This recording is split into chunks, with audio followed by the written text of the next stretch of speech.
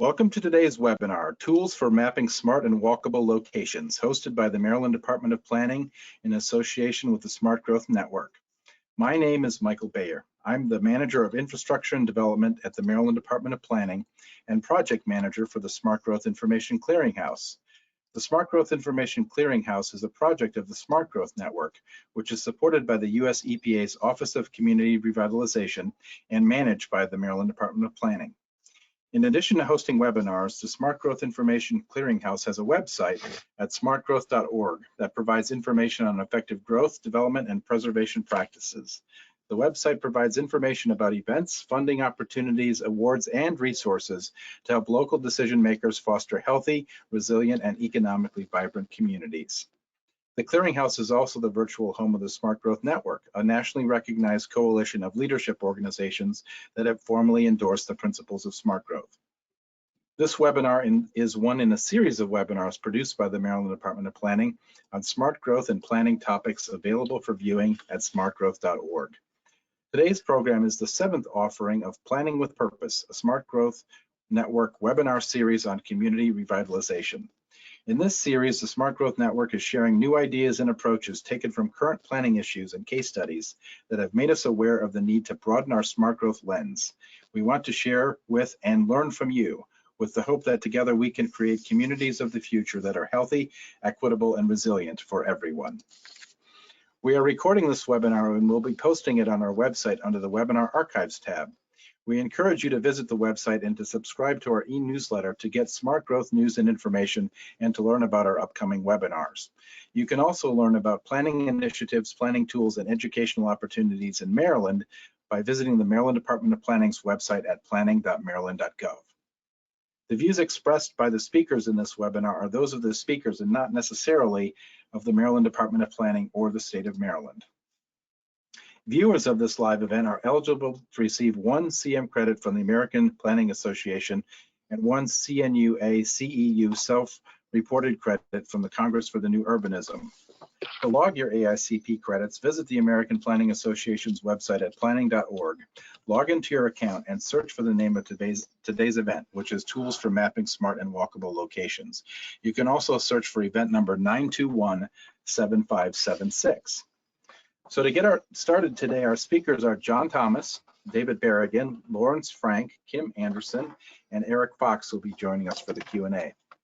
John Thomas is the Acting Associate Director of EPA's Office of Sustainable Communities. During the past 20 years, he has worked on sustainable transportation and land use planning issues at the federal level and provided technical assistance to state and local governments. John received a PhD in City and Regional Planning from UC Berkeley and currently serves as an adjunct professor at George Washington University. Our second speaker today is Dr. David Berrigan, who has been a program officer in the Division of Cancer Control and Population Sciences at the National Cancer Institute since 2003. His research focuses on how the built and natural environments influence physical activity and obesity and on better measurement of behavior and context. He has a PhD from the University of Utah and a Master of Public Health from UC Berkeley. Dr. Lawrence Frank is president of Urban Design for Health Incorporated and a professor in sustainable transportation at the University of British Columbia. He specializes in the interaction between land use, travel behavior, and air quality, and health and the fuel consumption and climate change impacts of urban form policies. He has done fundamental groundbreaking research on the effects of neighborhood walkability on travel patterns and sustainability, and has led more than $20 million in funded research and published more than 100 peer-reviewed articles and reports on these topics. Kim Anderson joined the Regional Government Services Authority in California in 2019 as a senior advisor specializing in regional planning initiatives for transportation, housing, and economic development. She started her public sector career at the San Joaquin Council of Governments in Stockton, California, where she worked on SJCOG's Habitat Conservation Plan and managed airport land use planning, the Congestion Management Program, and the Regional Transportation Impact Fee Program, among many other plans and efforts. Finally, Eric Fox is a senior planner with Urban Design for Health, where he is responsible for managing the development of methods, tools, and evidence to support health-informed transportation and land use decisions.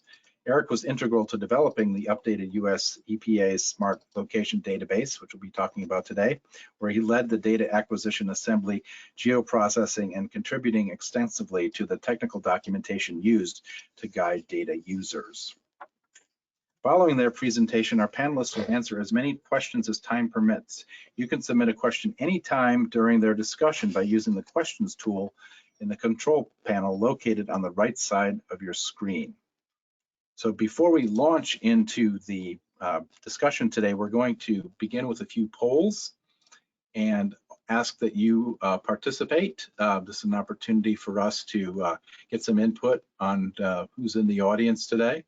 So the first question is, where do you live or work? And you can see the 5 options there. And if you're having trouble responding to the poll, you can exit from full screen mode.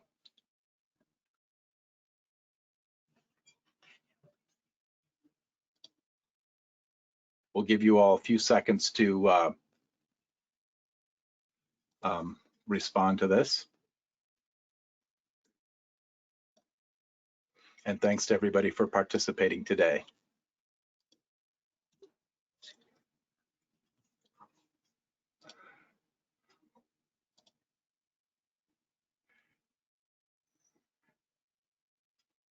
So you can see here the results. 34% of the audience, at least those who responded to the poll, are in the Mid-Atlantic.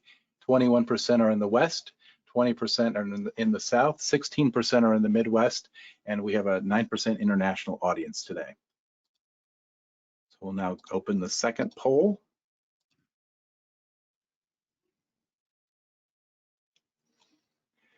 What is your experience using the Smart Location Database and National Walkability Index? So this is just to give our speakers and the audience a sense of who's here and who's used it. So you have the option of selecting I use it regularly, and we're calling that monthly. I use it sometimes, once or twice a year. I have heard of it, but never used it. And I've only heard of it recently and have never used it. So this will give us a little sense of kind of who's in the audience today and how you've used this. So if you can respond to this, we'll leave this open for another maybe 10 seconds or so, and we'll share. And it looks like this is timely in the sense that it looks like most have not, have only heard of it recently.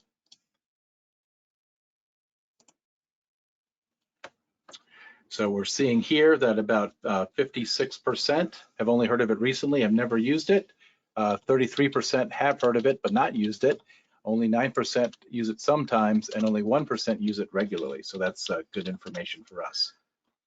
Okay, with that, we'll launch the third poll.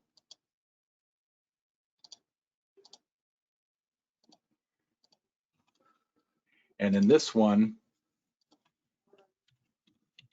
hopefully it's coming up here, which of these types of data are most relevant to your work? And this is, I guess, regardless of whether you're using the tool yet. And you can see that you can select all that apply: housing and employment density, housing and employment diversity, urban design, transit access, or destination accessibility. And again, looks like most people are having good luck with responding, but if you need to exit full screen mode, that will get you to be able to click on your responses. And again, we'll leave this open for a little bit. And then we'll have one more before we'll turn it over to John Thomas.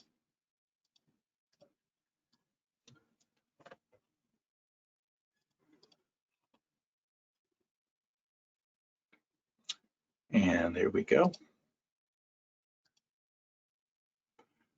So in this case, 63% are looking for transit access data, 61% destination accessibility, 52% urban design, 48% housing and employment density, and 34% housing and employment diversity. And again, thanks for participating in this. We always use this information and share it with the presenters afterwards so that they can think about it and how it applies to what we're talking about today. So finally, we have our last poll, which is what type of organization are you affiliated with? And you can select one of these: federal government, state government, regional or local. Third is nonprofit organization. Fourth is educational institution. And finally is the private sector. Usually about 2/3 to 70% of our audience is planners, but that tends to vary. So it's always interesting to see not only what profession we're in, but also kind of which level that we're working in. So interesting today. It's like our majority you'll see in a second, but if you can respond, and thanks to everybody who did.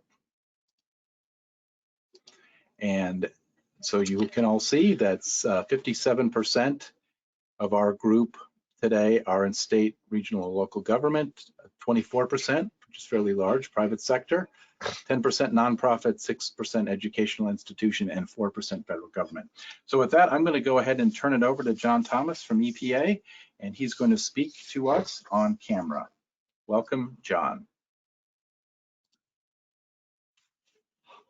Thank you, Michael, and welcome everybody. Thanks for joining us this afternoon. First, just thanks again to Michael and John Coleman from Maryland Department of Planning for helping to host this webinar. It's great to have such a great audience joining us today. This is a project that's been near and dear to my heart for many years. Several years ago, I really came to the conclusion that there was a need for a national open data source for giving a wide range of practitioners and researchers access to a national map and database that contain these critical variables that are neighborhood scale, that shape things like walkability, all the way up to regional scale variables that give better measures of these things that we know are important to emissions, vehicle miles traveled, smart growth related issues for like transit accessibility and regional destination accessibility. I also want to thank our partners at the General Services Administration Urban Development Program. They have been solid partners for many years on this effort. We originally published the database in 2013, and now this webinar is reflecting the work we've done more recently to update the database. Which in particular, the transit accessibility data has improved greatly since the first version we put out. So that, among many reasons, was why we felt it was really important to, again, provide an update with the more recent data that's out there. So what you're going to hear today is a range of uses for this from David, and NIH is going to talk more specifically about how he's and his colleagues are using the walkability portion of the data. Larry will be able to kind of, being involved in the update and all the work that Larry and his team have done on public health assessment with this kind of data as well. And then Kim, again, another practitioner who's using this data to examine questions, because our experience with the data set is exactly what we had hoped, that there'd be a range of users, from more formal research, people trying to use this data to answer and research questions and publish papers on it, or build and develop tools and models based on it, to folks who really just want the indicators. Maybe they, in some cases, lack a formal model, like a travel demand model or some measures of accessibility and walkability, and that's the purpose of it. Or folks who are, again, maybe in the advocacy or community-based organization mode, where they, again, having easy to access open data that provides some measure of these critical factors that many of us who are working on multimodal transportation, smart growth, more sustainable communities, measuring it helps it matter more in decision-making processes. So one of the classic examples I'll close with before I kick it to David is, for example, in the early days of green building standards, it was often somewhat challenging to put a quantifiable measure on. So you have a LEED Platinum building, but it matters where that LEED Platinum building is to its total emissions profile, and from the transportation side of getting to and from that green building. So that's one example. You'll hear a few from our panelists of other applications. Sounds like a few of you are also users of the data set. So that is part of the reason why we're very grateful to be able to do this webinar, to also provide more information, because it also sounds like more than half of the folks on the webinar haven't used it. So I look forward to also, providing the opportunity to hear from these great speakers who are folks who have applied and used this data tool. Or really, I guess, more accurately, it's sort of a suite of data tools. And then have an opportunity in the Q&A session to respond to some more specific questions. So with that, let me turn it over to David Berrigan from NIH, who's going to talk about how he's used the Walkability Index. Thank you, John. It's terrific to get a chance to share with everyone some of the ways we've used the Walkability Index and some of our perspectives on research and opportunities here.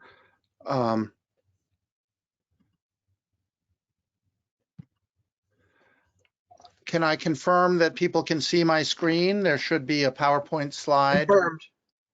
Excellent. So as John said, my name is David Berrigan. I'm from the National Cancer Institute, and I'm just delighted to get a chance to share with such an interesting sounding range of practitioners, especially because this is such a beautiful resource, and we hope that our research and research funded by NIH can inform the practitioner community and help lead you towards this amazing enterprise of trying to make healthy, prosperous, livable communities. So it's a real privilege to be part of this enterprise. I'm going to talk today a little bit just about why NCI, NIH, and CDC are at this table, walking, and then some results of our analyses and some research resources that we've created to try to continue to foster this effort to make better communities through walkability.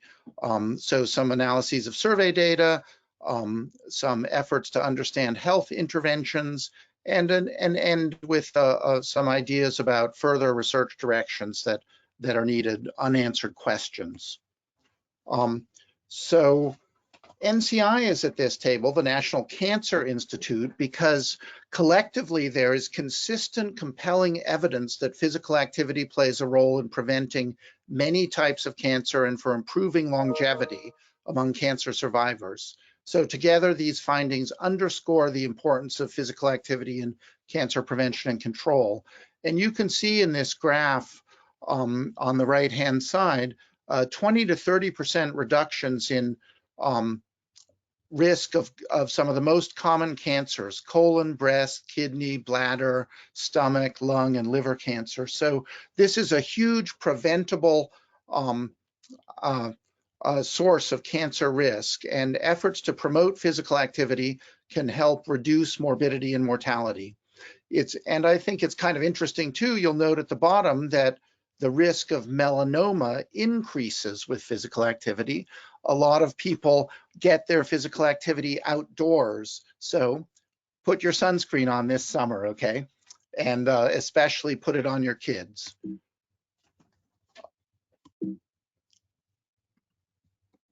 NIH and CDC overall, not just the National Cancer Institute, are at this table because the physical activity guidelines for Americans provide evidence-based guidance to help Americans maintain or improve their health through physical activity. And it's not just cancer that is affected by physical activity, it's a full range of health characteristics: healthy aging, cardiovascular disease, diabetes, all of these. So this is a major element of our efforts at health promotion. I note too that I'll share these slides with John and Smart Growth, and they'll be disseminated, so you don't have to worry about writing down the links that you see on the screen. CDC has been particularly a leader in this area through and culminating in the 2015 Step It Up Surgeon General's call to action to focus on walking. I commend the report, infographics, and what have you, that really emphasize that walking is such a valuable and important target for increasing physical activity and a way to make communities, healthier, more prosperous, and vibrant. So I've been working on this topic since the early 2000s and have helped with a series of different projects demonstrating that characteristics of neighborhoods are associated with walking. So for example, in 2002, an analysis that showed that the average age of homes in people's that people lived in was associated with more walking. Curiously, the N. Haynes National Survey asked about home age because of an interest in lead, but it also was representative of neighborhood characteristics.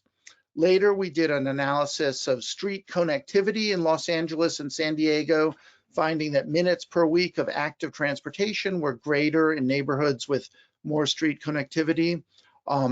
We developed a census-based index of walkability, and it was associated with higher fitness and lower BMI. And most recently, we've done an analysis of the Dr. Thomas's Walkability Index, looking at its association with leisure and transportation. And I'll talk a little more about that in the next couple slides. But in general, this is part of a body of work. Dr. Frank has been a leader in this area, really demonstrating, and perhaps not surprisingly, that the kind of neighborhood you live in is related to your day-to-day behavior, time use, and physical activity levels. So this first study I want to mention is a linkage study of walking and walkability at the block group level using the EPA Walkability Index, which is composed of a set of variables describing land use mix, intersection density, transit stops, and commute mode, and the National Health Interview Survey from 2015, which is a large national interview survey that addresses, amongst many topics, leisure and transportation walking in the past 7 days, demographic variables, and has a sample size of 33,000. So quite a large sample. In this slide, I show you the results of this study. You can see that from the least walkable to most walkable neighborhoods, you see about a 10-minute increase in walking per week in urban areas overall, and in rural areas, no particular association, perhaps not surprisingly.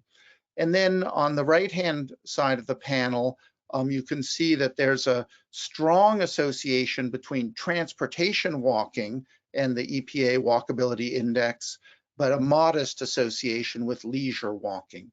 So we really see this as providing, a validation of the index as a measure of environments that influence especially transportation walking. There are some limits to this work. It's the National Health Interview Survey has a self-reported measure of walking concerning the past week, so some challenges to accuracy. It's based on analyses at the block group level rather than some measure of activity space, the areas that people actually walk in. And we had a kind of crude urban-rural distinction. So our next steps involve an assessment, another linkage study to try to look at more detailed measures of behavior. And in the future, we'd like to look at linkage studies between device-based measures of activity and the Walkability Index. So the linkage study that we're engaged in with a time use survey involves this EPA Walkability Index and a survey we've completed using the NORC Amerispeak panel, which is a probability-based sample of the United States population. We obtained a sample of some 4,000 or 5,000 people and administered 24-hour recalls with an emphasis on physical activity. So we can really get detailed information about what people are doing throughout the whole day. We don't know for any one person what they're doing, over the whole year, but we can get accurate estimates of groups of people. like people that live in different things. And I commend this tool to you. It's free to use. It has a researcher site, a participant site, and a nice system for really collecting data about people's behavior that might be useful for your own evaluation or research studies. And just to see some examples of the results that we have papers in submission, hopefully they'll be accepted soon. Here's an example of the amount of moderate and vigorous physical activity in the United States in different domains. You can see that transportation, walking, it peaks in the morning and then has a lunchtime and after work peak. These are data from 2019 before the pandemic and the distribution. So we think these details will be interesting to explore in relationship to the Walkability Index. And here's another example of the kind of results we get where you can look at sedentary time in different census regions. And you can see, high levels of sedentary time in the southeast, but curiously also in the west. So we're starting to get an interesting picture of some unexpected differences in behavior across the country. Our next, so this, as I said, we're working on these analyses. My postdoc, Dr. Kim Clevenger, is doing this, and you can try out this 24-hour recall tool by registering to do your own study at this website, which will be available in the slides. The last example I want to give of how we're working with the Walkability Index involves a project called Adopt, which is an effort to understand what factors might influence weight loss and response to weight loss interventions. Obesity is a profound epidemic in the United States, and we need to better understand interventions aimed at helping people maintain a healthy weight and lose weight. And so a team got together led by Brian Salins and recommended some environmental measures that would potentially help explain variation in response to weight loss treatment. So the big idea here is that neighborhood environments might explain variation in response to weight loss interventions. And they recommended a series of measures which we've posted on a website, which will be in the slides when you download them. And we've tested so far, Daniel Ostendorf, Vicky Catenacci, and Salam Tawade have tried linking these variables to the results of an actual weight loss intervention out in Colorado. What they found was no association between neighborhood walkability and percent weight change at 18 months. So that was, a negative result, but important to measure these things. It was a modest sample size of some 200 people. We were worried that we might not have power. And so we do note that there was an association between density of grocery stores and change in percent weight at 18 months. So we think, this is inspiring to do more research about how people's neighborhoods affect different aspects of their health. So in conclusion, walkability indices are associated with walking, especially transportation in urban areas. More evaluation of natural experiments is needed to establish the best interventions to increase walking. More work is needed to understand healthful physical activity environments in rural areas. And built and retail environments can sometimes influence weight loss, but effect sizes are small and results are mixed. So I think we need some more granular research in this area. A lot of people helped and led and inspired me in this area. So hats off especially to Kathy Watson at CDC and her colleagues, to Chuck Matthews at DCEG, and the whole Adopt environment team. Thanks. Oh, and sorry, now I'll turn it over to Dr. Larry Frank. I can't believe I forgot that, because he is one of the researchers who inspired me to get into this area. So sorry, Larry, I got carried away. Looking forward to your remarks.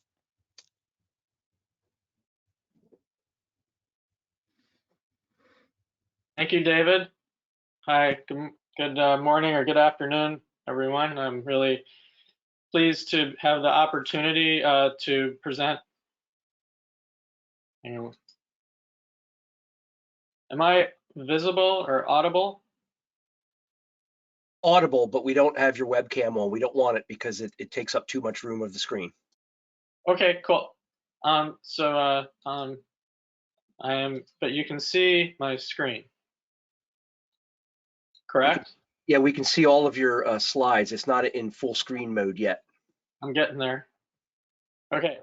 I want to start by thanking EPA and John Thomas and Alexis Rourke and GSA as well, Ruth with GSA for supporting this project, and Eric Fox with Urban Design for Health, who really did a wonderful job as always, leading the development of the update to the SLD. There was an earlier version that we tried to follow and pattern, of course, to make it tractable through time.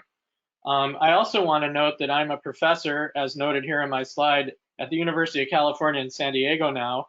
I left the University of British Columbia last fall during the pandemic, and now I'm in San Diego. I'm very excited to be at UCSD, and I'm part of a newly formed Department of Urban Studies and Planning. David, thank you for your comments. I remember well our conversation about using the age of development. I started studying walkability in 1988, did the first Walkability Index in Seattle, and published that as part of my dissertation. I had no idea how this would evolve over time. You can see below, this project was conducted through Urban Design for Health. Urban Design for Health has been around for 25 years. It actually grew out of a study called Smart Track, which was a huge program in Atlanta, where the Clean Air Act really was testing its teeth on Atlanta's sprawl. And I remember well my days in Atlanta, and this project, this company actually emerged out of those early days. I'm going to now kind of shift gears a bit. There are 3 geographic scales at which we can intervene in communities. The Smart Location Database is a wonderful tool because it's available everywhere. It is not, typically when we build walkability surfaces, we like to dig down into that granular level that David mentioned, the pedestrian environment. Even now that we have Google Street View, we know if there's seating and lighting. At the bottom of my screen here, you see pedestrian environment, but walkability is kind of that meso level, the middle level, where it's still a local measure of an environment, and we can measure, things like dense destinations and density and proximity to opportunities or not, like WalkScore does. But we also have the nature of the street network. We get that, and at the upper level, there's really how easy is it to get around the region on transit versus driving. So you have regional and then local walkability and pedestrian environment. There are numerous applications: transit-oriented development, green space planning, active transportation planning, land use, comprehensive planning, health equity, and more. We are in a very changing time. I could not resist to set this talk within the context of, after COVID, what will normal be? We are seeing major shifts in local communities, some really positive developments, people insisting that their neighborhoods have opportunities for them to be able to be active, reallocating and reappropriating road space, never unheard of before. I think the Atlanta, speaking of Atlanta, where this my work actually started on this topic, or actually Seattle earlier, but when I got to Atlanta is really where it took off. Is really, they passed, the city councils across the country have been passing reforms, making it possible to do all kinds of innovative things. The amount of space that's been converted from parking into dining alone is amazing. So we're seeing lots of examples. Tucson, where I spend a good bit of time, has initiatives. St. Paul, Minnesota, San Diego, where I'm now located, really, really shifting the paradigm. We're seeing amazing developments, and this is going to take off for sure. We're going to be looking at better use and more multimodal use of our urban spaces in demand and happening fairly quickly with a new infrastructure bill coming. So this is very timely that tools like the SLD and data sources be available, and we can take that data and convert it into ways that we can document the health and economic benefits of that, the GHG reduction benefits, the equity benefits, and so forth. NACTO, National Association of City Transportation Officials, has been putting together really nice database. Give a real shout out to them for doing this. All kinds of examples you might check out. However, you know, there's a flip side to this. We also know that the ability to work at home decouples makes it possible for people to live further out and away from the core, away from their jobs. We are seeing really alarming data and indications, more than indications, evidence of sprawl really kicking off, and it's going to be very challenging to rein that in unless we really go after this really head on and develop some pretty clear guidance, not only tools, but regulations tied to evidence of where growth goes. Sprawl on steroids, there's no doubt about it.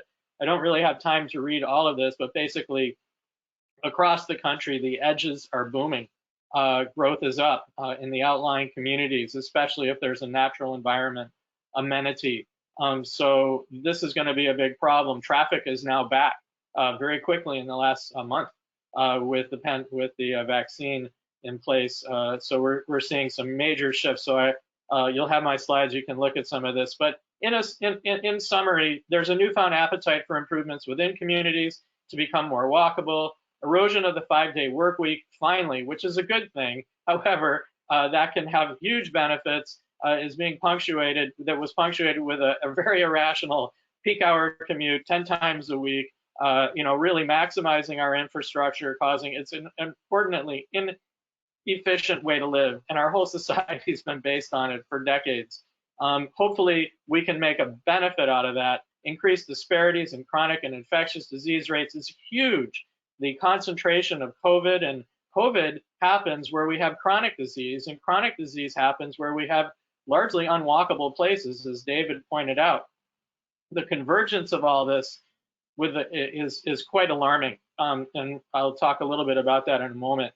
We are now facing a digital divide where certain people do not have, disadvantaged communities without access to technology are really being left behind really quickly.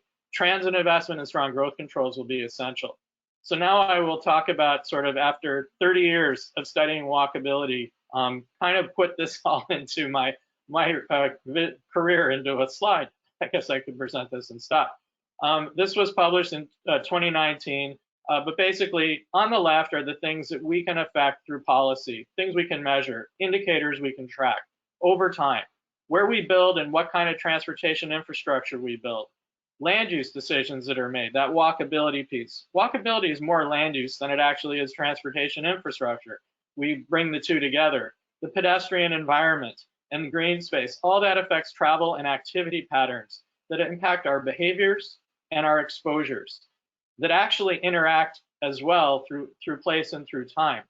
Some of the research David presented is designed to get at that. How much time you spend being active outdoors, for example, you can have a mixed effect. If you're walking in a place that's more dangerous, again, there's a negative impact, or biking where it's not safe, or breathing more commonly, breathing air that's not healthy, that has an adverse health effect, causing biological responses, weight changes, gain usually, systemic inflammation, and stress. Air pollution exposure can cause systemic inflammation that can cause diabetes. Diabetes is, there's systematic reviews on that. So I've added a panel to the right that is not published yet, which is actually being published right now, where this pathway from chronic disease feeds right into infectious disease. The vulnerability that we've seen now and the disparities in lower income communities, because they do not have the benefits of being in a more walkable, safer environment where it's possible to be more active in a safe way. This is a continuum of walkability from the least to the most. I took it from a study that I'm leading in Vancouver, still at the University of British Columbia, where we have, this is the transect. This is Andreas Dewani from CNU. It really we've operationalized it in a quantitative way, but it helps the general public understand. And we talk about, what does the SLD do? It does this. It allows us to separate out a variety of factors and tease out place types. And then we can correspond place types, and I'm moving pretty quickly, but this is an aerial and then a street level view of a place so people can understand what are you talking about when you talk about a kind of a place and how people behave in that place relative to, so if we were to move people from somewhat walkable or through policy shift how many people are in like zone 3, the middle level, up a notch to moderately walkable, what might we expect in terms of health impacts? This slide shows that. Compared to car dependent on the left, we expect to see a 27% reduction in the likelihood of diabetes for those in moderately walkable environments and the 39% reduction in the most walkable environments. This is observed in a sample, 2 samples, independent surveys, one of 35,000 people and another of 20,000 people in Vancouver. This is an observed relationship controlling for demographic factors. So this SLD contains a number of measures: density, diversity, design, transit accessibility, destination accessibility, all comprised and put together into the National Walkability Index. Yes, there are other ways that the index could be built. There is parcel data that's available in regions that we have always used in the past. Yes, that's more precise in terms of local measurement. It is not feasible to build a parcel surface for the whole country yet. It could be done, but there's trade-offs to doing it, and the SLD performs very well comparatively, and I have hallmark of our work has been right at the individual parcel level. Most current national, so this is the data sources that are used. These slides are available. I wanted to lay this out, but here's the sources that feed into the SLD. We've improved a lot more agencies have added data for transit coverage, which is great. So there's more data on that. Of course, the current transit situation is unique. So there's a bit of an anomaly, which will be corrected over time. We take all this data and we import it into what we call the National Environmental Database. This is funded by Robert Wood Johnson Foundation, where we build yet another walkability index in a slightly different way using some other measures. This is a tool that we are rolling out. It has major SLD inputs. It also brings in the Enviro Atlas, so it's built natural and social environment measures. It's a more comprehensive set of measures that embodies the SLD and adds other value to it from mostly data developed by the US EPA, including social environment measures. It's designed to support scenario planning, which I'm going to talk about in a moment. It augments gaps in local data and walkability metrics. This creates the culture of health walkability metric that they established and adopted. The NED, this database that we import SLD measures into, is built on buffered census geography for the measures that are possible. One of the problems with census units is, of course, you can be in a local area, you can be adjacent in a census block group or a tract that's not very walkable. It could be residential only, where right across the street is a bunch of shopping. So that's called the modifiable aerial unit problem, and we've always avoided it by using observation-specific buffers.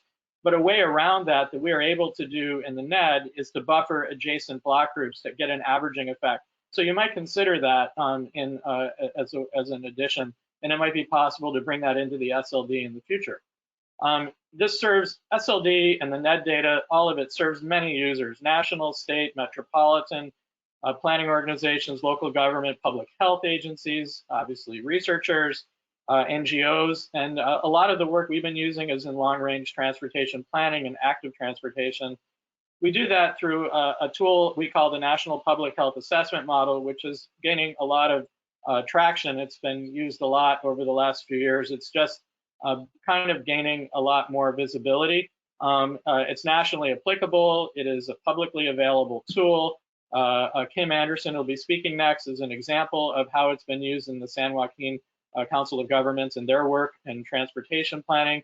It quantifies localized health impacts. It supports many different things I mostly just mentioned, and allows for local environmental data integration, the features that are built in the NED. So this tool can land anywhere and can be used anywhere in the United States because the SLD and the NED exist, and it was built on the NED. We statistically modeled and predicted health outcomes using the California Health Interview Survey of 54,000 people that you see here, and travel behavior data from the National Household Travel Survey in California, large sample size, we've been able to predict statistically significant outcomes for diabetes, heart disease, and other things as shown here.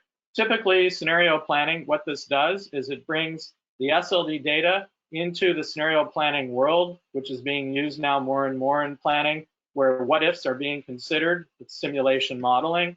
Typical impacts include household characteristics, population, household and jobs, financial, transportation access, and it brings diabetes, heart disease, depression, obesity, and perhaps cancer risk in the future into scenario planning. And it informs decision making at a variety of levels. We identify the data needs in a local area. The data is available. It's already built into the NFAM model. Tools get developed and application. I'm just going to jump through this kind of quickly, but it can be used to predict. We've used it to predict not only health, but equity, and Kim will talk about that. Economic impacts, we can monetize the health impacts and have, and they're huge, and GHG and climate impacts, and we've done that as well. We've been doing this for about 15 years now. This model is now available using an automated plugin, our Shiny app that's available, and we have a web portal for you to use that. The link has been shared, so you can start to see. We're getting it up onto the web now under UD4H tools. And there's now a tool to do public health assessment or health impact assessment in your region with a lot of metrics built into it. It can be extended to measure costs and benefits of impacts and tests alternatives and showcases the benefits of potential solutions or improvements. A few examples, the Air Alliance of Houston, we used it there, measuring major infrastructure projects in the city core, really an air quality focused analysis. Genesee Transportation Commission, integration of health metrics into scenario planning tools for that region where I grew up and where UD4H is largely based. And then Regional Transportation Commission, RTC, for Las Vegas is using it as well. And we have a number of other examples. And this is kind of the view that you get when you go in. You can pick the outcomes. So these are predicted outcomes. Kim will talk about the San Joaquin example. In the interest of time, I'll just jump ahead. We're really excited about the equity focus of that in response to legislative requirements in the state of California. And these are emerging in discussions in other states around the country.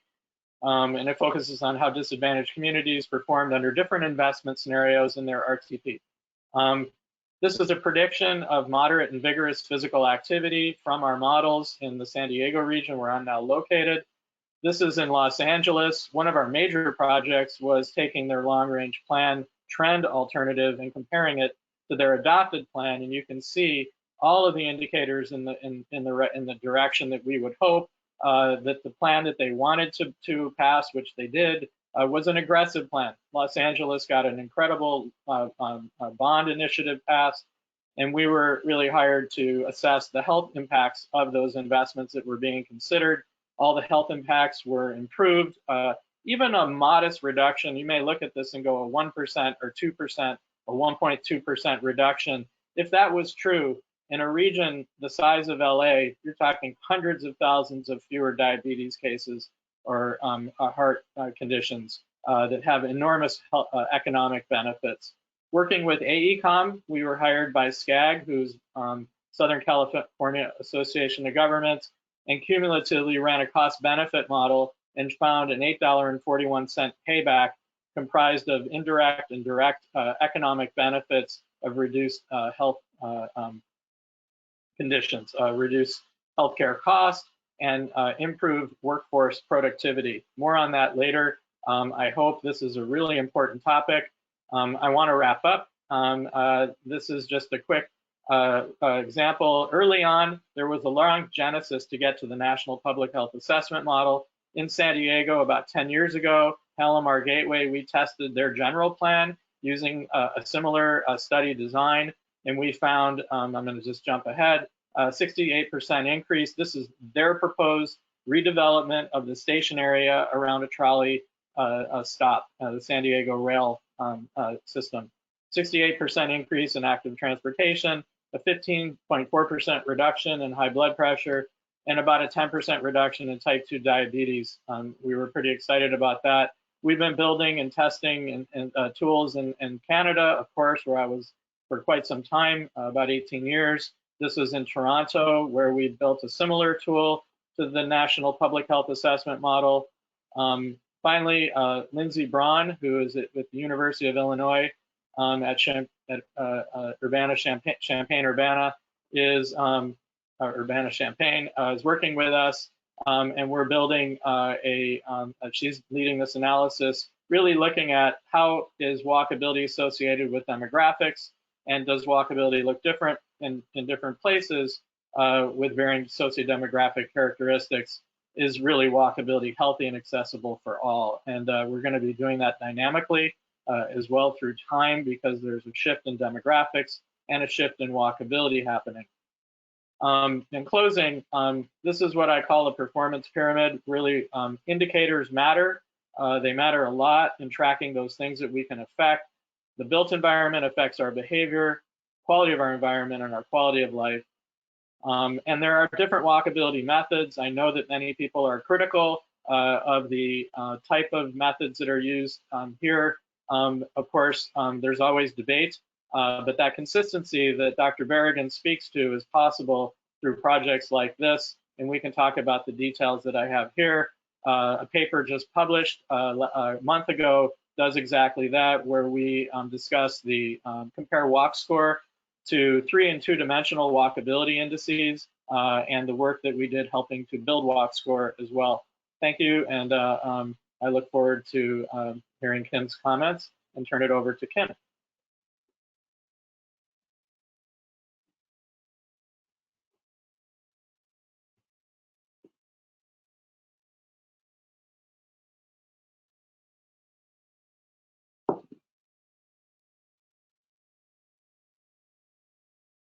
Yes, thank you very much. And if you give me just 1 minute to change to this other screen.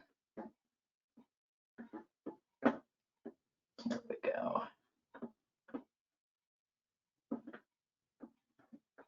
I'll tell you what, sorry for that. I am not getting to the screen I would like to get to, but I think we will solve this. Here we go.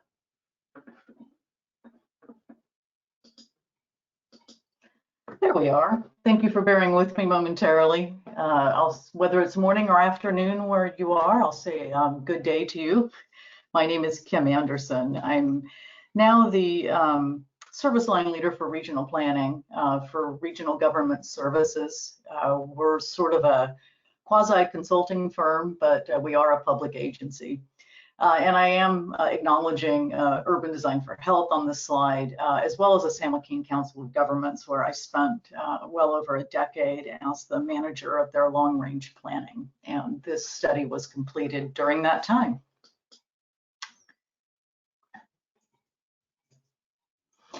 And I will be talking, I'm going to give a little broader discussion about how we've used this overall in regional planning in the San Joaquin County area.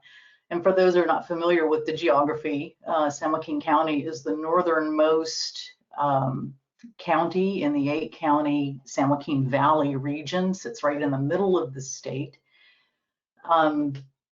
And regional planning, of course, important all over the country, but I'll talk a little bit about how specifically in California it's come to the forefront. So this slide was up on Larry's presentation, so I'm going to go by this just a little bit, but the San Joaquin Council of Governments is a regional planning agency. It represents a single county. It's San Joaquin County. They're responsible for regional transportation plans, which is what we're talking about today. But importantly, it's the programming of many types of local, state, and federal funding. Many of those funding sources are driven or improved with data. So we're also required to address environmental justice in these long-range transportation plans. And I will say prior to probably maybe 2010 would be a good mark. A lot of what we looked at as far as equity was determining that there were no disproportionate impacts for environmental justice communities.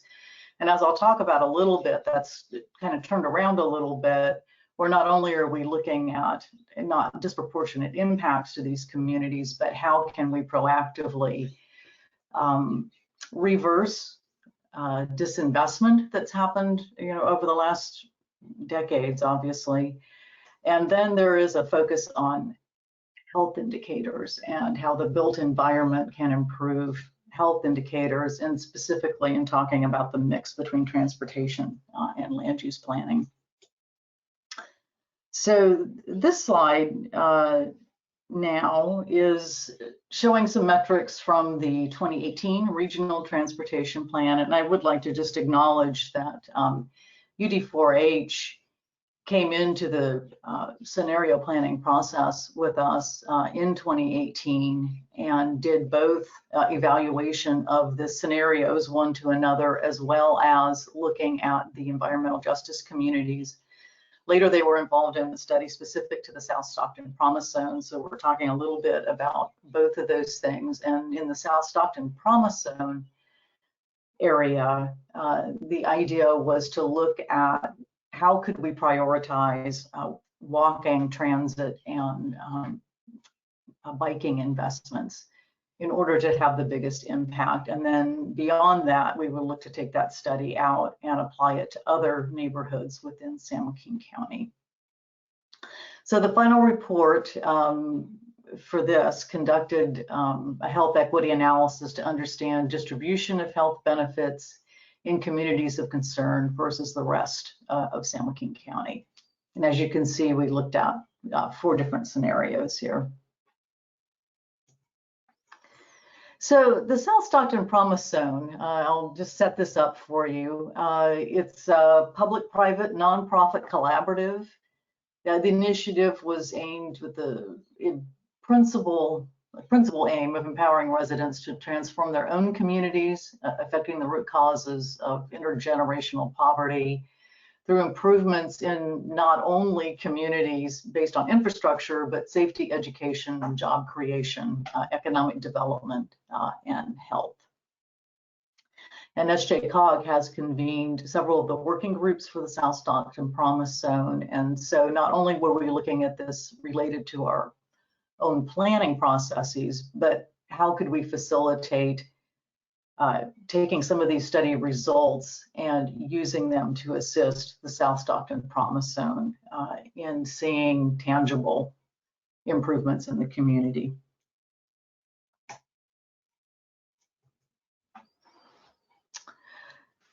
So just to set this up again for the South Stockton Promise Zone, the neighborhoods are among the most disadvantaged communities in the county. And that's really saying something because the San Joaquin Valley in general scores very high on, matter of fact, in the top 25% of disadvantaged communities.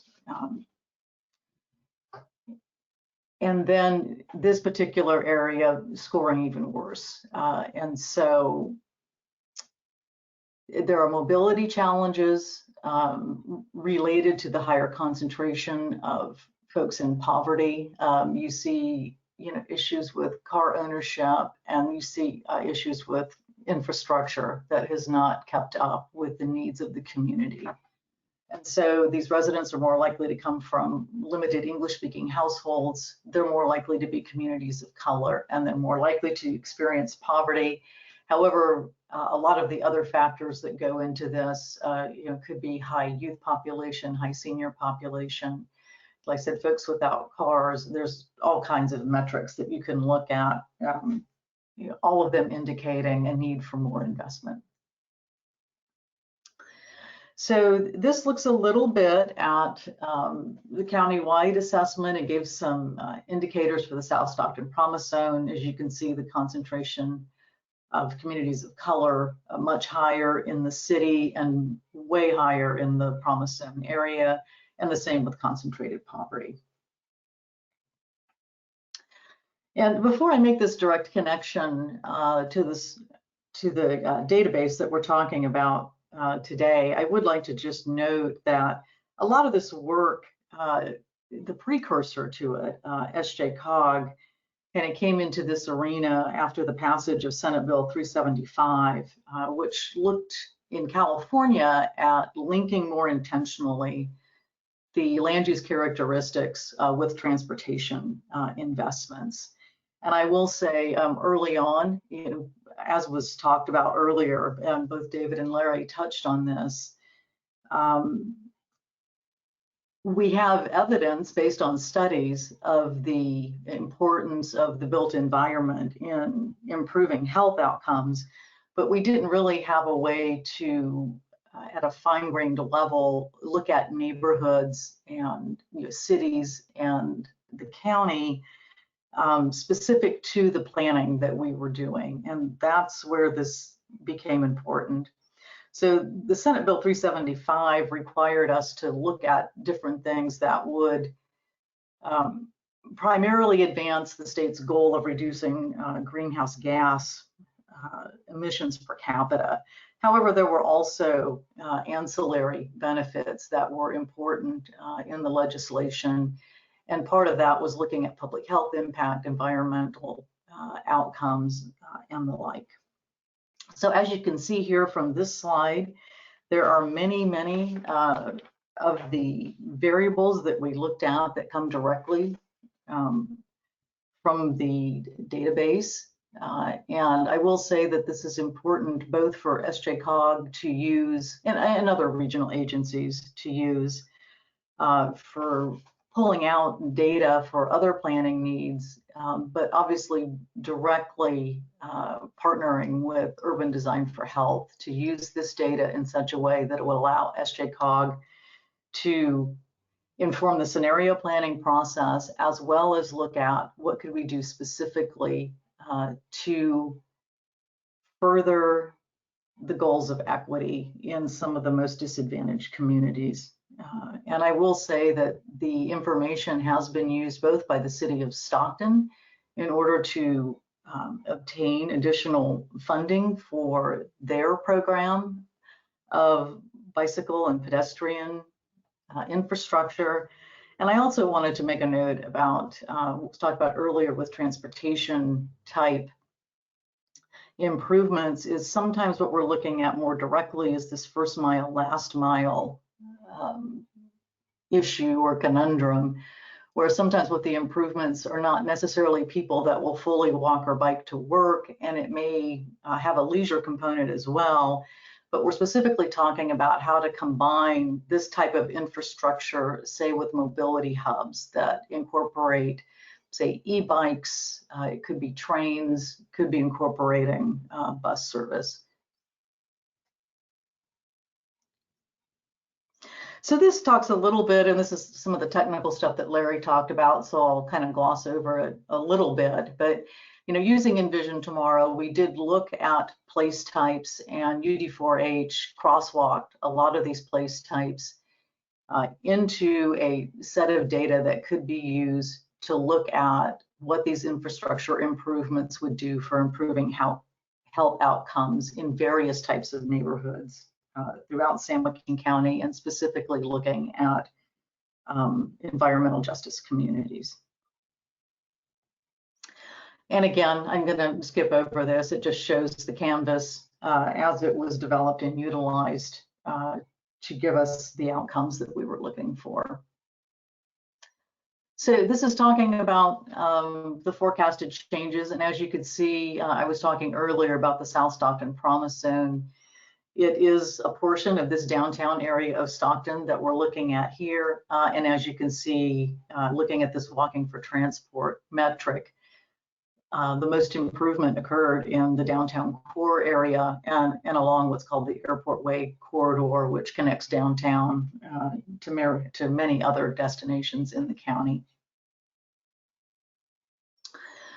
And so, and this is in line with what Larry was talking about earlier.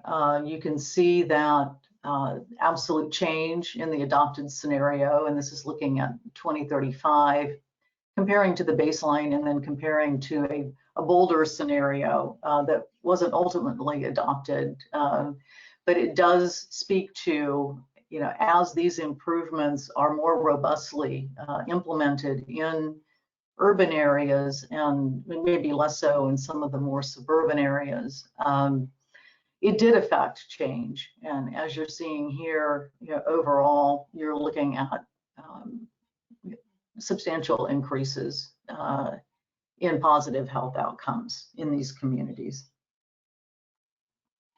And again, this is looking at similar robust change related to chronic and cardiovascular disease and mental and general health status. So I would like to say that part of the issue with smaller agencies, there's not a robust amount of staff that can acquire and maintain these data sets, and maintenance can be an ongoing issue for data. And the other problem is very often the travel demand models that are being utilized are not super sensitive to a lot of these very nuanced changes in infrastructure. And that's where something like the Smart Location database can be critical in providing needed information as an enhancement to information that's already available. And I will say, you know, as in this case, the data was leveraged successfully in this planning and continues to do so. I still work with the San Joaquin Council of Governments occasionally as a consultant now. And UD4H is now involved with the 2022 Regional Transportation Plan effort, and it is further advancing these efforts for the Regional Transportation Plan, but also for something called the Sustainable Transportation Equity Program. And again, the data that was available was instrumental in SJCOG obtaining over $8 million for now this grant through the California Air Resources Board that will look to implement e-bike and car share in a very integrated manner, and is also looking at workforce development. So how do we then take folks that are in this promise zone area and look to make them a real part of bringing change to the area? So with that, I'll say thank you very much for your time today. I'm always excited to talk about regional planning and could do so for hours, but we don't have them. So I will wrap up. Thank the previous speakers for setting me up so nicely to talk about how we implemented this at the San Joaquin Council of Governments. And I believe we're ready to go right into the Q&A. Great, thank you very much, Kim. And thanks to all the speakers, and thanks to everybody who has submitted questions so far. We've gotten several of them. You can continue to submit questions via the questions tab here, and we're going to go till about 2:30 Eastern time, and you can see that our panelists are turning on their cameras, so you can see them as we kind of go through this part. Just given all the questions here, I guess we'll kind of start up at the beginning. One of the early questions that we got, and has to do, and I should also mention that Eric Fox from the Urban Design for Health group has also joined us here. You can see him on the screen. So I guess the first question here is, the Census Bureau provides only blocks and block groups for a portion of the country. Is that a serious limitation to the geographic coverage of the database? I don't know which one of you wants to take that on. Larry or Eric might be able to best address this, but I know in the past it was particularly a challenge for U.S. territories, the coverage of the census data. So I think that continues to be an issue, but Eric and Larry might be able to better speak to that. Yeah, so as far as the coverage for the SLD update, we're using American Community Surveys, the most recent at the time when we were building this, so it's just a couple of years old. And so that coverage is for all of the 50 states, DC, as well as Puerto Rico. So that's giving you the housing and demographic components. And as John rather said, we, in this version of the SLD, we actually added new geography that wasn't previously available, and that was incorporating the Virgin Islands into the overseas territories that are in the SLD. So the geography coverage does include Puerto Rico and the Northern Mariana Islands, as well as Guam, American Samoa. But keep in mind, American Community Surveys doesn't do data at the block group level for lots of these overseas territories, and the employment data isn't available in Puerto Rico as well. So we've really done the best we can, but that is definitely a gap in some of the data for these overseas territories. But there has been improvements since the last. And as far as coverage for the states, it's the most up to date and down at the lowest that we can go to get demographics, which is the block group level. And let me just chime in on that too. I think that the coverage is an important issue, but there's kind of a conceptual problem too, related to the MOP that Larry alluded to, called the uncertain geographic context problem that's been written a lot about by Meipo Kwan and other geographers, which just refers to the fact that we don't sort of inhabit a block group. We inhabit some kind of activity space, and it's the nature of that activity space that characterizes our neighborhood. And it might include, something about the area around our home and the area around our work, and wherever else we go. So I think that's a challenge for planners, is thinking about, how do you make a good community? And, and it comes back to what Larry was talking about, and Kim as well, people moving to the outskirts and here and there. There's a dynamic landscape of what we're talking about when we say try to build a healthy, prosperous community. So I think that's a big challenge in this area for thinking and for practice. I just would add, am I audible? Okay. Just that that's very helpful, David, is that I think you get into a bit more trouble, and we just did it ourselves when you use jurisdictions as the geography. Like block groups aren't that big. They do capture kind of an area. It's not that big of a geography. It seems workable. So it's not that large of a geography when you can buffer the block groups and deal with the adjacency issue. For a national coverage of a data set ready to roll and do so much, has so much utility, it's not so bad. But when you get into whole counties and jurisdictions, you really do introduce a lot of heterogeneity. And in fact, we're just learning, after all these years really learning, we hadn't done that before, ever used that large of a geography, and just did on our study on COVID, because we had to, because you don't know where COVID cases are except what jurisdiction so far nationally. And like you say, with the block group, you can combine them into different shapes and sizes to make sense of the areas that you are either in charge of, or that you care about, or that your constituents and stakeholders care about. I assume, Kim, that's what you do a lot. Well, it's also worth noting that there are a couple of the variables, especially the overall regional accessibility and the transit accessibility, that actually do draw a larger geography. Again, with the regional accessibility, it sort of, in lighter ways, almost mimics what the kind of one component of four-step travel demand models do with how they assign trips, but that kind of accessibility-based thing. So, but even there are challenges with how you draw what's the regional geography, or a commute shed, or so there's some quirks in the database around that, of where you draw the boundaries for doing those more regional based accessibility measures. So, worth noting too. Yeah, well said. I won't add anything to that. Great, thanks everybody. Move on to the next question here. That's kind of a follow-up actually to what Dr. Frank was saying earlier, which is noting that you had a great comment to include measures that are buffered or influenced by conditions in adjacent census zones. Is that being considered for and added on to this or future SLDs, and are SLDs planned for future years? I'll take the last question first. Yes, funding is always a bit of a challenge, it'll be important when as Eric alluded to, some of the demographic data comes from the American Community Survey, so that's on a rolling basis as the employment data is. But when the 2010, the 2020 census full data is released, that'll be a priority.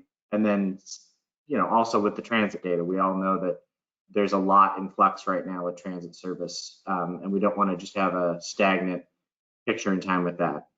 And then the other thing I'd say about the first question, and Larry, Eric, other folks add into this, one of the things is users, given the way the data is set up, do have the ability to kind of aggregate or, again, take a population weighted method to aggregate scores across, as David was saying, or going from block groups up to census tracts is something that a lot of users do. So we haven't put investment into spin-off sort of different aggregation geographies, but it is possible the way the data is set up for a user to do make those kind of adjustments with the data. Yeah, I think I would follow on just to say, part of the issue is travel demand models are terribly expensive to update. And so when you're trying to look at geographies that the model wasn't designed to really look at, that's where this kind of data can become invaluable, especially in the hands of a skilled researcher or practitioner. One of the things from a researcher standpoint, I'd love to see some studies that looked at, just looked at how walkability or some other measures had changed between 2010 and 2020, and sort of pulled out the block groups that were higher or lower than anticipated, and honed in on saying what's happening here where things get better or worse. And I think we need more studies like that, because the whole country changes slowly, but there's particular communities that are changing rapidly. So let's hone in on those communities and try to figure out what's happening, what made them change. And that would be a fascinating paper. Larry, I want you to write that paper, or maybe you already have. It's already been assigned by you. You didn't even know it. We're actually partway through that. That's the first thing we're doing with the data now that we Excellent. have 2 timelines. Yeah. It's clear. It comes from our training. We can't help but think that way. But the other, so that's exactly right. The two, and also because in so many places we do have the parcel geography and we have the network. We have the observation specific buffers done. The gold standard way. We should do some comparative work in terms of predictability, and then externally validate and see which, how far off are we? If it's not that different, and the truth is that these measures are all so correlated with each other that there's been so many papers that show that one method doesn't predict behavior that much better than the other, and of course it won't, because where it's dense, it's more connected. The multi-collinearity, the correlation between all these metrics is so high. So that's maybe in terms of predictive power, they don't matter as much, but what matters is that we need to measure what actually influences behavior, not a proxy of what influences behavior, so that you don't implement the wrong thing. That's why we care. Yeah, and David, you brought something up that I just wanted to say. I mean, sometimes when you're making really big improvements in a really small area, especially one that's had a lot of disinvestment, that can get lost when you start looking at the regional level, because you haven't affected change region-wide. But being able to do it in that community and then roll that out to other communities, I mean, it's a catalyst. It gets things rolling. Good point. And I love the idea of, success stories. And also sometimes, the comparing the success stories can be useful because you can get ideas about what's happening. Reed Ewing and Shima Hamidi have done some nice work on urban sprawl, and they did take a look at areas that were, changing in terms of the amount of urban sprawl, and definitely it helped their thinking hone in on, the importance of infill development for changing communities. And So sort of obvious, but nice to have data support that. So I think that that kind of back and forth between large scale and small scale is what we need. We have a web portal that can be used, and I don't know if there's a way that the link can be shared, but we've built a way so people can, the data can be used more even simplistically. If someone, like I work with America Walks a lot, and sometimes like an NGO will just want to be able to empower a local partner to be able to make a case. They're going up for, just to show where people are of more disadvantaged located, where it's less walkable, something as simple as that. And you can just map and make a data layer and make a map and go into a meeting, and you have what you need. So we've made a portal to do that kind of thing with, and it's I don't know if Eric, if you we'd like to share the link. It's now up and running, and we're building on that portal to be able to provide more capacity for people to use SLD data and NFAM in a more simple way, just to do local queries, layering different features. Yeah, we just sent out the link. Yeah, it was also shared a little bit earlier in Larry's presentation, so I think people did have a chance to take a look at it, but it's great. I'll be shared again here. So. Yes, thank you very much. So next question here is from Marlo Ford, who asks, in marginalized communities, is the issue just a low walkability index, or is it a combination factor of a lack of planned walkable areas, a lack of resources, etc.?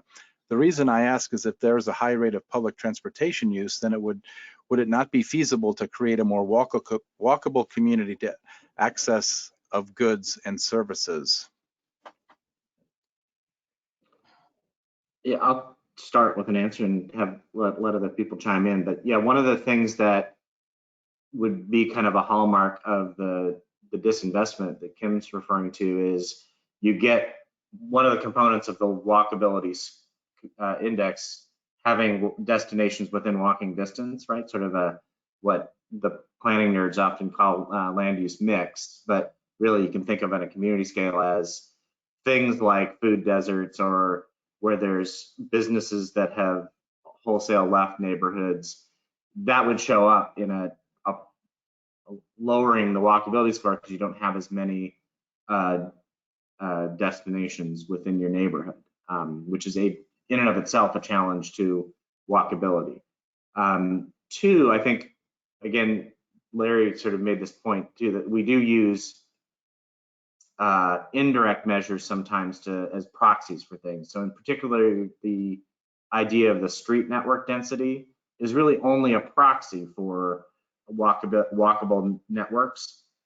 So at a neighborhood scale, it's also helpful to start with this kind of data, but then also really look at things like sidewalk coverage, or for that matter, adequate street lighting and other things that become barriers to walkability, and especially in neighborhoods that have seen disinvestment over decades, where so it's that combination of safe, comfortable, convenient environments that have a lot of places to walk to that are kind of the policy response in some of these neighborhoods that have seen so much disinvestment over the years. I don't know if other people have thoughts on that. Yeah, I'll just add to that. Certainly, what John got into there a bit more on the micro scale features of the built environment, which are really components of the streetscape and crosswalk availability, lighting, as he mentioned, in terms of a safety factor.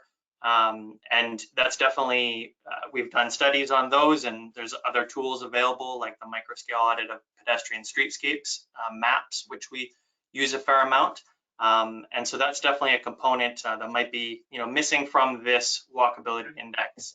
But it's really not even, most cities don't have that data available, let alone something that we could do at the national level. So, but there's definitely some more opportunities just in terms of machine learning related to Street View and being able to automate more of those processes that I'm certainly hopeful in the future that there'll be more widespread data available to sort of factor in some of these micro scale features for the whole country.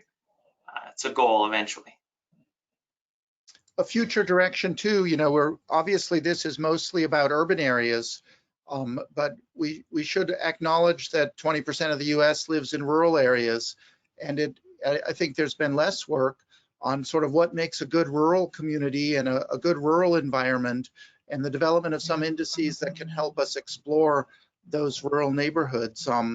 NIH is especially interested right now in areas of persistent poverty, many of which are rural, and how can we, you know, help make those better places for people to live. So, John, that's something we should talk about sometime, is developing a rural component to some of our efforts at supporting planners and designers and what have you.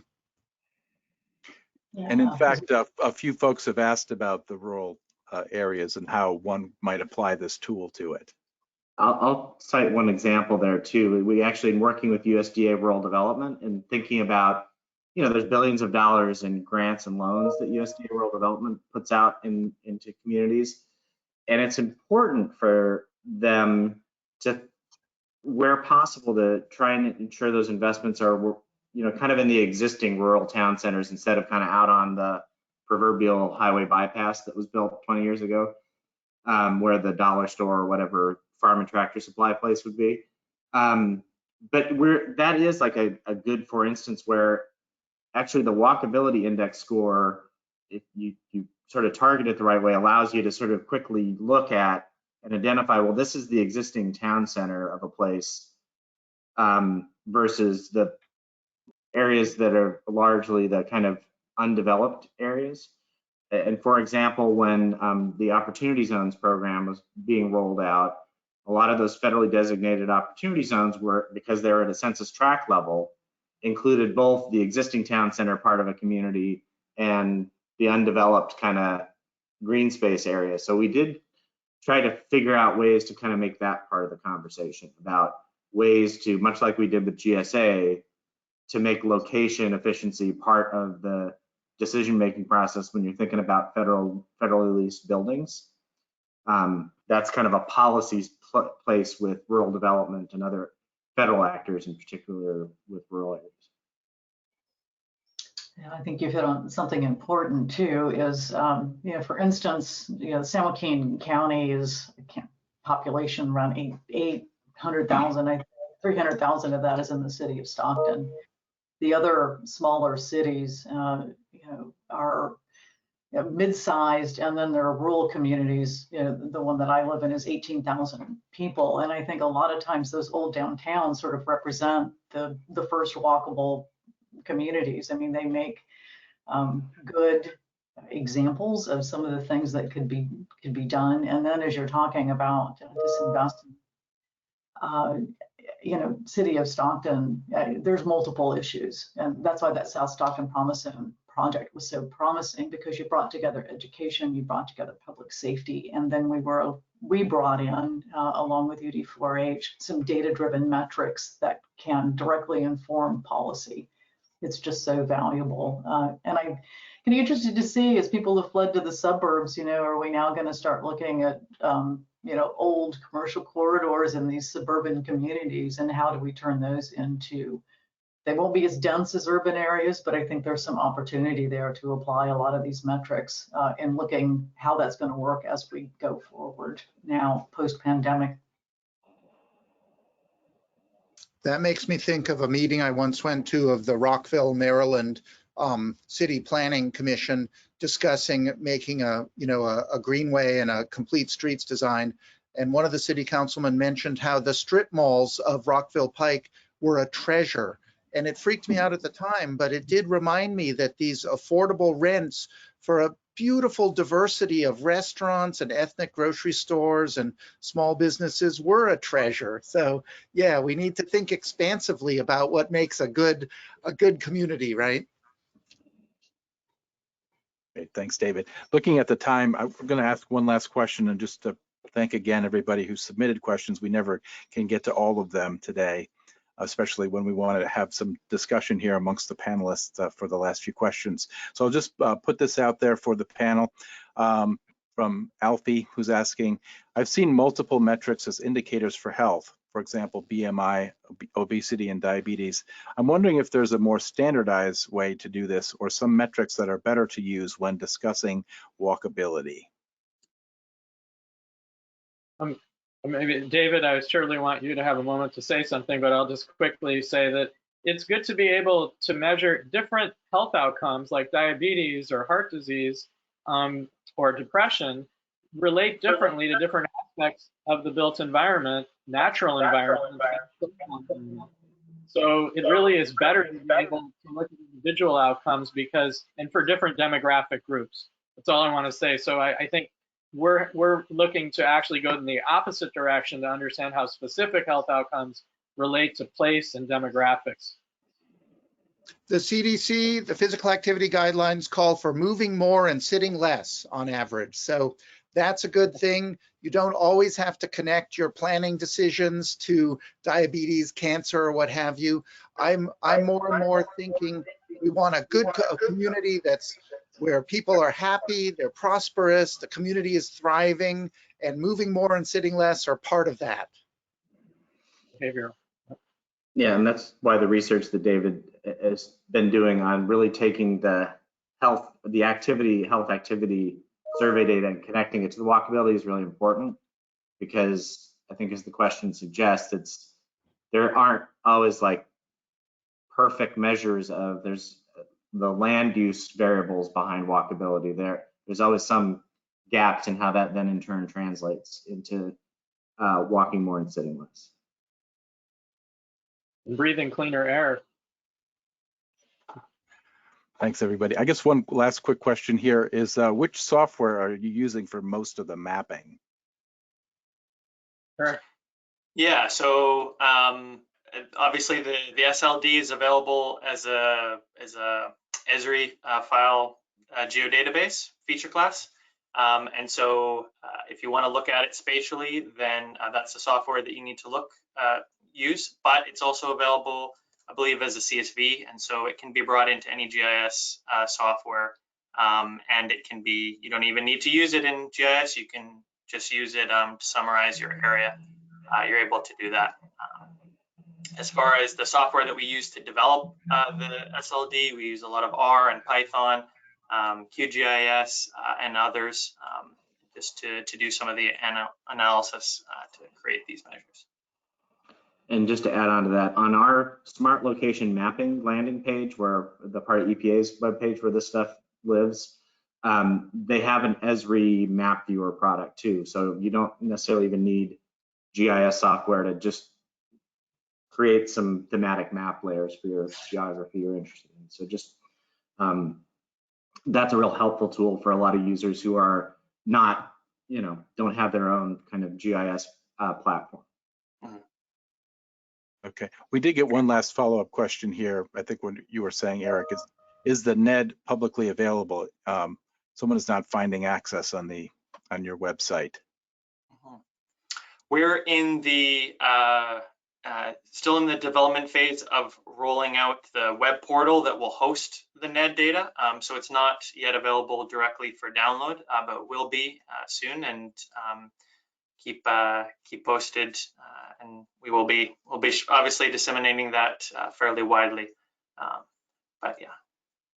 And the NFAM tool is supported through the research and development. I'd like to acknowledge Alan Brooks, who's been our project manager, has been wonderful, helped us for a long time on that, is in the process of being rolled out too. So it's not quite yet available. It's going through quality assurance, the internal process in EPA. So it will be available maybe in the fall. And that's actually a good prompt. To look at our examples on the link that we shared. So do check that out. And it's also a good prompt, Larry, for me to mention that some of the smart location database data layers are also served up through our Office of Research and Development's Enviro Atlas platform. And they have a lot of other data there, including things that are helpful to looking at environmental and public health interactions that we don't cover in the smart location database. Important things like tree canopy or measures of ecosystem services, for example. And then another thing that bears mentioning that the agency obviously has other data tool products that have similar structure, that they're block group scale, et cetera, that are also useful complements to this tool. So EJ Screen would be a natural one I would mention, that especially if you're looking at some of those questions of transportation and health equity, the EJ Screen data is a nice data tool to use and complement with this. So I'll mention that too. Yeah, definitely. Great, thanks, John. I think with that, we'll kind of conclude the main part of the Q&A, and just want to leave a couple minutes for John to provide some closing thoughts for us today.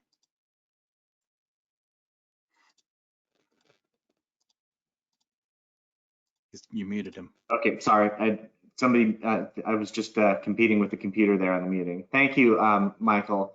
Again, first of all, thanks to Maryland Department of Planning for hosting this. It's a real important time to be using this kind of data, as some of the speakers alluded to. Just all of the both positive and challenging disruption that have happened over the last year is leading people to look for new solutions or respond to challenges. For example, there's no doubt going to be a bunch of challenges around the connection between community characteristics and transit access as we go forward. And you add on top of that things that are coming through, especially the federal pipeline with additional spending, whatever Congress will eventually do with an infrastructure bill. You're, again, one of these moments where there'll be a lot of resources in play, and the extent to which we're using those resources wisely or not sometimes depends on quantifiable metrics that, although they may not be perfect, give you a basis for thinking about concepts like ensuring federal investments reinforce existing places instead of exacerbating sprawl or creating other negative environmental outcomes. So those are things that we're just very pleased to be able to have the opportunity to do this update to the platform. We are always thrilled to hear about different users and how they're in turn using the data for decision-making, tool development, research, because that's our great hope with this, that as a federal agency, trying to put the power of this kind of data in users' hands is what we should be about here. So thank you all for joining us. We had a great group here today, and I really want to thank the panelists for also joining and giving you all a sense of the uses for this data. And so with that, I'll just close and say thank you to everyone. Great, thank you, John. And with that, that'll conclude our webinar today, Tools for Mapping Smart and Walkable Locations. I'd like to offer a great big thank you to our panelists for a great discussion, to everyone who attended today, and to John Coleman, our communications and technology guru, who helps to make this all happen. The complete recording of today's webinar will be posted on smartgrowth.org. Also, for those who have requested one, all attendees will receive an email that will contain a link to a personalized certificate of participation. Please look for this follow-up email.